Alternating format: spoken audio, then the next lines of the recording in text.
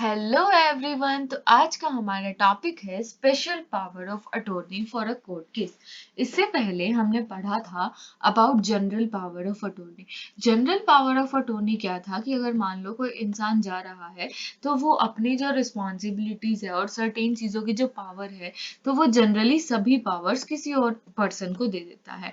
अब special power of attorney का क्या मतलब है कि कुछ स्पेशल पावर है, कोई सर्टेन स्पेसिफिक पावर है, वो मैंने इस इंसान को दे दी। ठीक है। अब स्पेशल पावर ऑफ अटॉर्नी में क्या पावर दे रहा है? एक कोर्ट केस करने की पावर दे रहा है किसी और इंसान को। ठीक है। अब हमने बताया है कि in this case plaintiff, in this case मतलब कि ये केस था, इसमें ये प्लेंटिफ था वर्सेस ये डिफेंडेंट और रिस्पोंडेंट है। ठीक है। सारी हम इसमें डिटेल्स देंगे। हम क्या क्या बताएंगे, कैसे बताएंगे।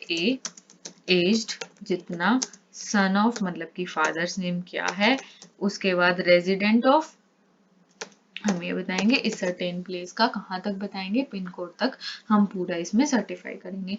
नो ऑल, ठीक है, मतलब कि जो भी इंसान जिन्हें ये प्रेजेंट किया गया है shall come that I we the undersigned appoint, कि हर इंसान जिसे भी ये प्रेजेंट किया जाए, हर कंसर्न पर्सन जिसे भी ये डॉक्यूमेंट आगे दिखाया जाएगा, उसे पता लग जाए कि मैं या हमने अंडरसाइंड को अपॉइंट किया है। किस लिए अपॉइंट किया है? To be the advocate for the parties ने, हम बताएंगे ए के लिए है या बी के लिए है, प्लेंटिफ के लिए है या रेस्पोंडेंट के लिए है। In the above mentioned case is to do all the following act. ठीक है। इस केस में सारे एक्ट्स करने के लिए, डीड्स और थिंग्स करने के लिए, और एनी ऑफ देम या उनमें से कोई भी करने के लिए, दैट इज टू से। ठीक है। अब हम बताएंगे कि किस किस एक्ट के लिए हमने जो है उसे जो है पावर ऑफ अटॉर्नी हमारी ट्रांसफर की है। ठीक है। नो ऑल मैन, तो सबसे पहले हमने पार्टीज बताई, पार्टीज को डिटेल के साथ बताया, फिर हमने बताया कि सब लोग जिसे प्रेजेंट किया जाएगा उन्हें हम बताना चाहते हैं कि हमने अपॉइंट किया है अंडरसाइंड को टू बी द एडवोकेट, इस पार्टी के लिए वो एडवोकेट बने ऊपर दिए गए केस में, और वो एक्ट डीड और थिंग्स करे, जो कि क्या क्या वो एक्ट डीड और थिंग्स है वो हम आगे बताते हैं। To act appear and plead, act appear और प्लीड करे वो कोर्ट में, इस कोर्ट में या किसी और कोर्ट में जहां पर ट्राई या हियर किया जाए फर्स्ट इंस्टेंस, या चाहे वो ट्रायल कोर्ट हो, फॉर द फर्स्ट इंस्टेंस सुना जाए, या अपील है, या फिर लेटर्स पेटेंट अपील है, रिव्यू है, रिवीजन है, एग्जीक्यूशन है, और किसी भी स्टेज पे इसकी प्रोग्रेस की, अनटिल इट्स फाइनल डिसीजन, जब तक इसका फाइनल डिसीजन नहीं आ जाता।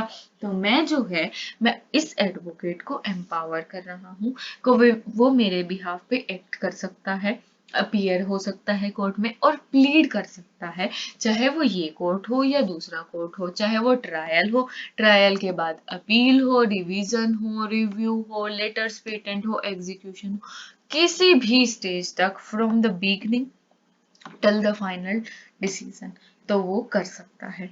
ठीक है। To present pleadings, pleading present कर सकता है, अपील, लेटर्स पेटेंट अपील, जो भी चीज है, रिव्यू, रिवीजन, विड्रॉल, कॉम्प्रोमाइज, कुछ भी जो है वो मेरे बिहाफ पे प्रेजेंट कर सकता है, जो भी उसे नेसेसरी या एडवाइजेबल लगता है इस केस में। ठीक है। तो सबसे पहले खुद अपीयर होगा।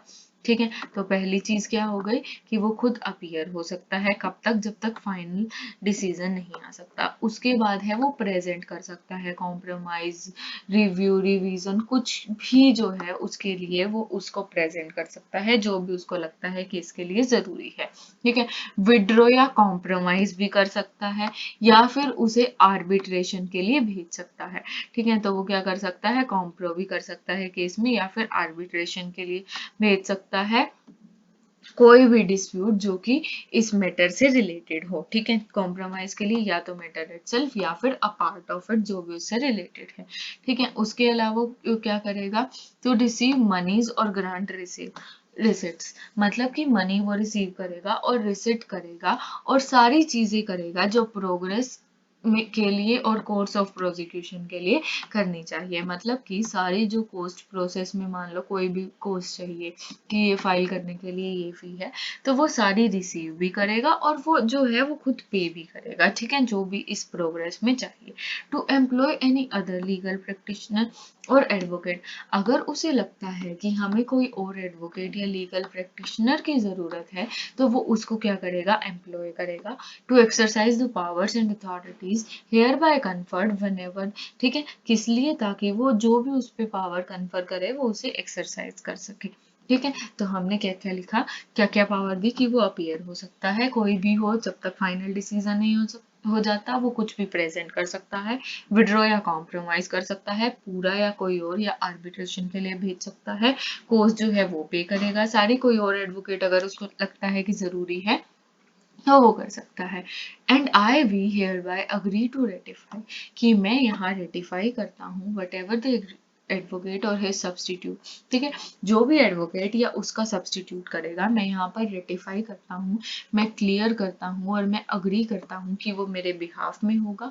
And I we hereby agree not to hold, और मैं यहाँ अग्री करता हूँ कि ना तो मैं एडवोकेट को ना ही उसके सब्सटीट्यूट को रिस्पॉन्सिबल ठहराऊंगा for the result of the said case in consequence, अगर उसके एब्सेंस में केस अगर हियरिंग के लिए आया, ठीक है, और वो नहीं आ पाया, कि डेट लग गई और उस दिन वो नहीं आ पाया, तो उसकी वजह से जो भी रिजल्ट आया तो मैं उसके लिए उसको रिस्पॉन्सिबल नहीं ठहराऊंगा। क्या कहता है, सबसे पहले तो मैं अग्री करता हूँ वो कुछ भी करे इस बिहाफ पे, दूसरी बात अगर उसके एब्सेंस की वजह से कुछ डिसीजन आया तो मैं उसे नहीं जिम्मेदार ठहराऊंगा, और मैं अग्री करता हूँ कि होल या पार्ट ऑफ फी, ठीक है, अगर सारी या कोई भी फी जो मुझे देनी है वो अनपेड है तो वो विड्रॉ कर सकता है फ्रॉम द प्रोसिक्यूशन जब तक मैं पे नहीं कर देता।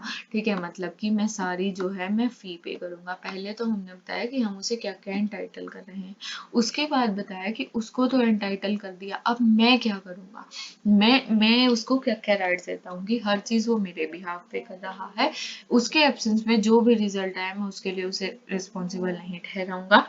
जब तक मैं पे नहीं करूंगा तब उस टाइम के लिए वो विड्रॉ कर सकता है, जब तक मैं पे नहीं कर देता तब तक ही will not be bound to appear. अगर केस किसी और कोर्ट को या किसी और जगह पे कोर्ट बैठ रहा है या किसी और कोर्ट को अगर ट्रांसफर हो जाता है केस, तो वो बाउंड नहीं होगा, उसकी डिस्क्रिशन होगी कि वो करना चाहता है या नहीं करना चाहता। अब हम विटनेस दे देंगे, in the witness whereof I or we here and to set my or our hands on these present, the contents of which have been explained to and understood by me or us। ठीक है, जो भी ये सारे ma'am ने, मैं मानता हूँ और मैं अग्री करता हूँ जो भी चीजें यहाँ कही गई है। This is the day of this month of this year, accepted, sign, thumb impression of client, जो भी एडवोकेट उसके साइन उसका सब।